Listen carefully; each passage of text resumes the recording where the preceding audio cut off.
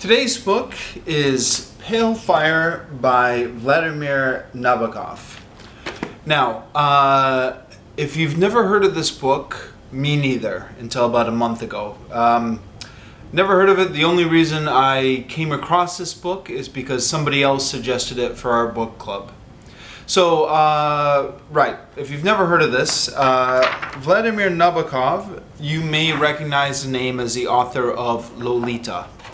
I've never read Lolita. I've seen the Stanley Kubrick movie, but never read the book. Someday. It's on my list of books to read someday. Anyways, point being, even though I've never read Lolita, I recognize the name. And this is another one of his books, which I had never heard of, but apparently this is very famous in certain circles, like literary circles, like, you know, the English departments at universities. So somebody else suggested it for my book club, and I said, sure, you know, like, I'd never heard of it, but, you know, like, it's a classic. I mean, like, Lolita's a classic, so, like, this has got to be a classic. This little book club we're doing, it's out here in Saigon, so getting access to books is an issue. People who've lived in Saigon or kind of lived abroad, really kind of anywhere, will probably identify with this. There are some bookstores which sell English books, but the selection there is so limited. So somebody downloaded a PDF off the internet. So sorry about that if the publishers are watching, even though Vladimir Nabokov is long dead. I mention that because, I don't know if you can see it here, this PDF file he downloaded really has no information. There's a cover page here, but it's got no information at all. And the back page, there's nothing on it. So I had the privilege, the luxury of going into this book completely blind.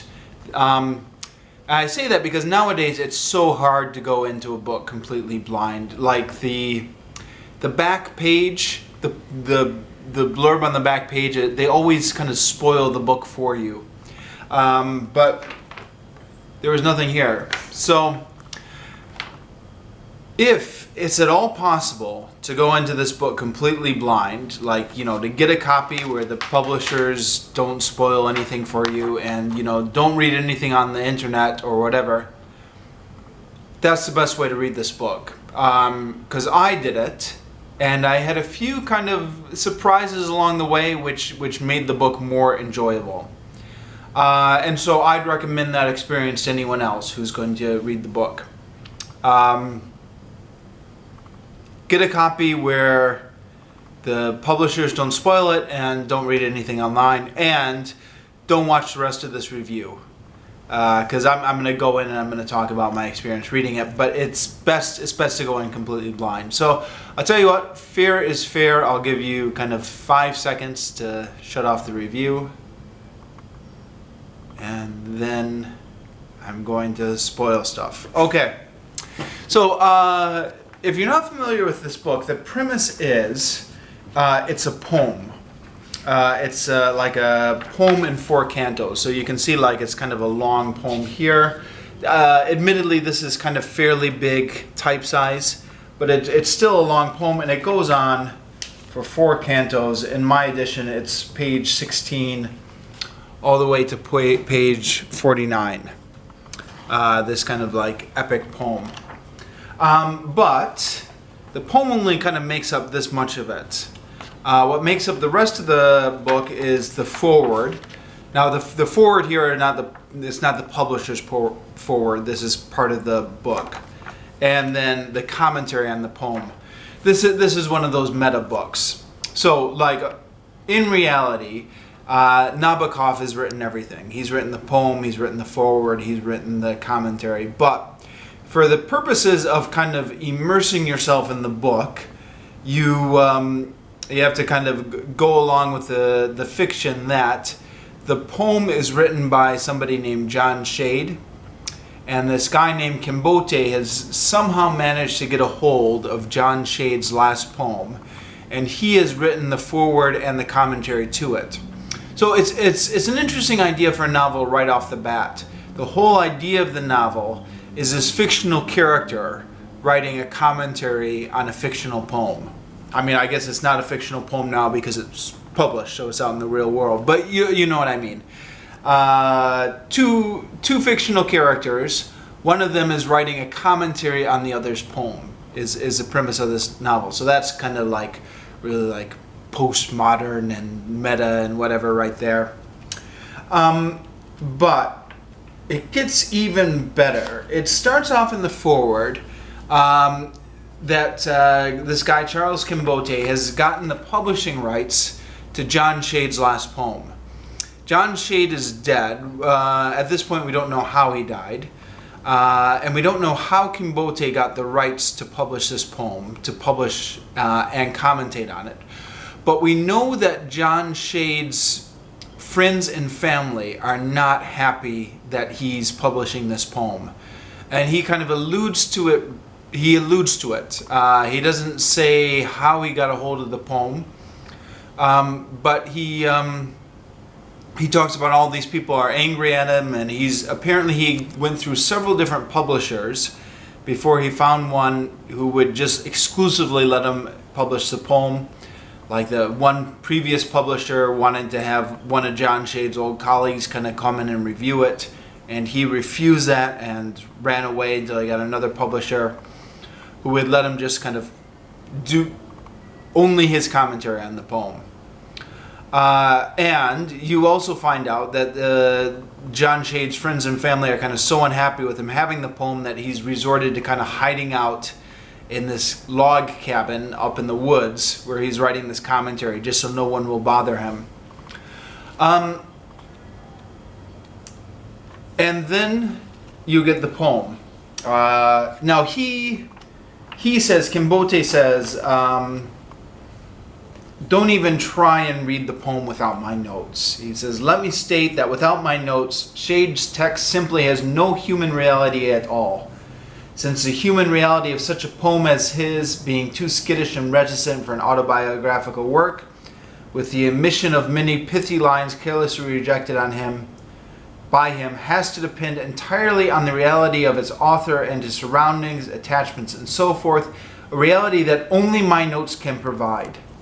So he says, the poem isn't even going to make any sense without my notes. And he advises the reader to kind of tear out the poem and so read it alongside of his notes. He doesn't want the reader to read it without his notes. But if you go through and read it, the poem actually makes perfect sense on its own without its notes. Or at least it does once you get a few lines into it. The first kind of few stanzas here, I did not understand at all. The first couple lines, which apparently, according to Wikipedia, are the most famous or the most often quoted lines by Nabokov. I was the shadow of the waxwing slain by the false azure of the window pane. I was the smudge of ashen fluff, and I lived on, flew on in the reflected sky. From the inside, too, I duplicate myself, my lamp, an apple on a plate. And I thought, I don't understand this at all. And in fact, I was reluctant to get into this book when it was proposed for book club, because I, kind of looked at it and I thought, I can't read that. I don't even understand it. But you give it a couple pages and a narrative does come out. There's like a lot of poetic imagery right at the beginning here, but just stick with it and a narrative emerges. And it's a narrative poem, and it's a simple enough narrative to understand. And before you know it, you're tracking with them. Now, there's an interesting debate about whether the poem is supposed to be good or not. Some people think that Nabokov intentionally made a flawed poem. It's kind of like a parody of Robert Frost or John Updike or something like that. Other people love this poem. And in fact, if you search online or YouTube or something like that, people will be reading the poem, just the poem, because they just kind of love the poetry of it so much. I'm a Philistine. I'm not qualified to talk about what is good poetry and what is not. But I found it incredibly touching, depressing, but touching. He's writing in the poem. He's got a few things going on, but he's writing about the kind of changes that have come through his life, kind of from childhood to kind of aging. He's lived in the same house his whole life. He married his high school sweetheart. It's an autobiographical poem, and it's mixed in with his reflections on whether there's an afterlife or not. And he goes through kind of his experience at a different philosophical school, and also, you know, like the various kind of maybe philosophical problems we have with an afterlife, he talks about kind of like the physical or mental decay of people he knew, and he says, you know, there's an afterlife. At what stage do we go into it? Is it at the moment we died, or do we all go into the afterlife at our peak? Or, you know, what happens to the infant who died before they even had a chance to have their brain physically mature? Do they go into the afterlife? And what about the man with two wives? Like, a man whose wife died and remarried. Did he go into the afterlife? Which one of them does he go with now? And he raised so many questions. To me, I was reading it and I thought, yeah. Because, you know, like, I always like to hold out, maybe, like, I'm an agnostic by trade, but I like to hold out maybe like this hope that, you know, I mean, an agnostic by definition, you're kind of holding out the possibility. But I thought, yeah, you know, when you put it all that way, this kind of idea of an afterlife really does seem kind of ridiculous. Like, maybe this is just all there is. I mean, another thing, he didn't put this in the poem really, but like, something that I've wondered from time to time, if the Christian idea of heaven or an afterlife, if we're going to spend all eternity in an afterlife, then what are we doing here on earth for? I mean, you know, like, what's the point of these 70 years here on earth? It's just like a little preamble to the afterlife, just like a test. You get the 70-year test, and then that determines where you spend the rest. I don't know, like, it doesn't make sense. If there is a God out there, it doesn't seem like God is making any effort to make this intelligible to us or to communicate to us, which would seem to indicate to me that there's just nothing there. I'm off topic. Some of this is in the poem. And some of this is just my own thoughts that kind of got triggered while I was reading the poem, as well as he's kind of talking about aging and stuff like that. So I found it kind of a depressing read, but like touching, and, you know, like, it makes you think about the human condition. I thought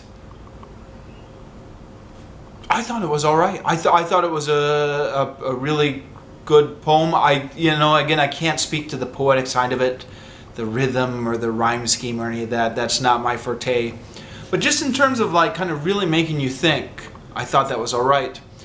And he also, throughout the poem, he talks about his daughter's suicide, and he gives a whole story in the poem about how his daughter was awkward, and nobody liked her, and he and his wife kept trying to find things to do for their daughter or socialize her, but like when nothing worked, and then she committed suicide.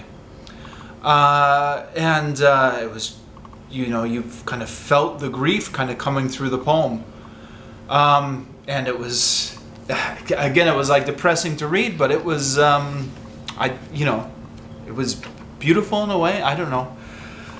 And then you get to the commentary once you're done with the poem. And in the commentary, this is, I guess, maybe kind of where the real book begins. He kind of starts out normal enough. He explains a couple references and stuff like that. And then there are a couple strange references. And then gradually you kind of figure out what was going on here. He is the commentator, the fictional character Kimbote, who is a commentator. He is completely insane. He was you reading between the lines. You're able to read between the lines here fairly easily because he gets kind of very defensive about certain subjects, and you can tell, okay, whatever he's so defensive about, that's kind of, there's a reason he's defensive about it. So it's fairly easy to kind of tell what's really going on. He was never really a good friend with the poet, but he was obsessed with the poet. He was like a stalker. He was a next door neighbor, and he was stalking him everywhere. And the poet apparently spent some time with him, but kind of kept him at arm's length because he was coming on a little bit too strong. But he had developed this obsession with John Shade the poet. And now that John Shade is dead, and he has possession of John Shade's last poem, he thinks that the whole poem is about him. And the poem has nothing to do with him. The poem is about life and death and the afterlife and John Shade's daughter. But he thinks the whole poem is about him, so he will take these lines that have no relation to him and just kind of twist him to say, okay, see, this is really about me after all. This is really about my story. And it's, as you're reading this, especially if you're going completely blank like I was, like, this commentary kind of starts off kind of semi-normal, and then you're just like, well, wait, he's completely crazy, and somehow he thinks this whole poem is about him. And it's a twist, because you just got done reading this kind of very serious, heavy poem in which you felt like the author was just kind of pouring out his whole heart.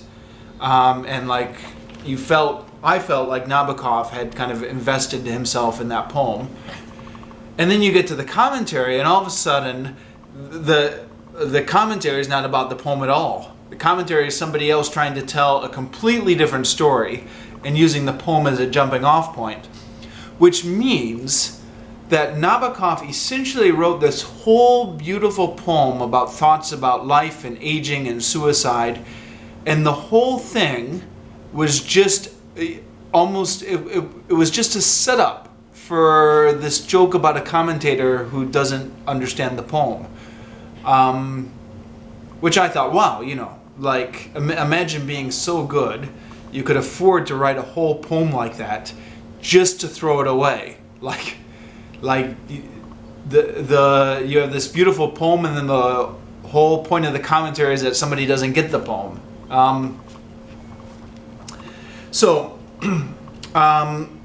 The commentary is long, and there's a number of things going on in it. He kind of jumps from theme to theme to theme to theme here. But kind of, I guess, kind of maybe four major things do emerge. One thing is his relationship with John Shade, the dead poet. And again, you can kind of tell, kind of indirectly or through things he's being defensive about, that actually John Shade was trying to keep him at arm's length, and he was obsessively stalking John Shade. And John Shade's wife kind of really didn't like him and was trying to protect her husband by keeping him at arm's length. And he is really bitter about this, especially towards John Shade's wife. So he writes kind of about all the times they snubbed him when he didn't get invited to John Shade's birthday party. And he puts these in the commentary, even though they have nothing to do with the poem he's commenting on. The other thing is, something that gradually emerges, you get references to this place called Zimbla, and you're like, oh, what is Zimbla? And then it turns out that the commentator, is very interested in a king of Zimbla. You're like, all right, you find out like he's a refugee from Zimbla, and you're like, all right, well, he's patriotic, he must really love his king. But then first he refers to the king like all in the third person, and then he slips up a couple times where he identifies himself and the king as the same person. And at first it's just a couple times, and then pretty soon he's just kind of forgotten. He's forgotten that he was trying to hide the fact that he was a king. And then the whole thing is just kind of him as a king and his adventures, sometimes in the third person, but it's obvious at this point that he thinks he's a king. Now, if you look on the map, there's no such place as Zimbla. Of course, it's a work of fiction. So I thought, okay, maybe within the fictional world of this novel, he really is the ex-king of Zimbla. And we discussed this at the book club because we had a meeting when we were about halfway through, done with the commentary of Canto 1. And the commentary of Canto 1 is about half of the commentary. There are 4 cantos, but for whatever reason, the bulk of the text is about Canto 1. And we had a debate. I was of the opinion that maybe Zimbla was a real place within the world of the novel, and that he was a real king. Obviously, he's delusional thinking that the whole poem is about him, but maybe his backstory, as far as it goes, was true. The other 2 members of the book club thought the whole thing was just a delusion. And there were hints of this, but I was reluctant to accept this because I was saying, well, except the whole thing is a delusion, then there's nothing real. Like, what are we reading, first of all? And then how to account for all these events that he's imagined in his past, or how to account for his whole kind of story. But that being said, the story gets more and more ridiculous as you read on. The story of the refugee king from Zimbla. So at first it's kind of slightly plausible, assuming you grant that there's a fictional country called Zimbla within the world of this novel. But then by the end it's just gotten so ridiculous that you know this can't possibly be true. Plus, he starts, at the very end, he starts getting defensive about stuff again. Like, you know, they will say that he was just a crazy man from the lunatic asylum, or they will have been paid to say this or that, but I know the truth. And you can tell every time he's getting kind of too defensive about other people that this is a sign he's either lying or he's fantasizing or whatever. So by the end it's clear the whole thing is fantasy. Did I mention I was going to spoil the book? I guess if you're still watching now, I'm spoiling everything by this point. So that's another thread. Then, actually, let me jump back and talk about that a second.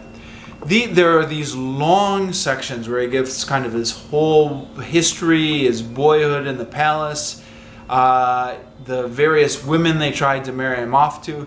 He's a homosexual in the book, so he's not attracted to women.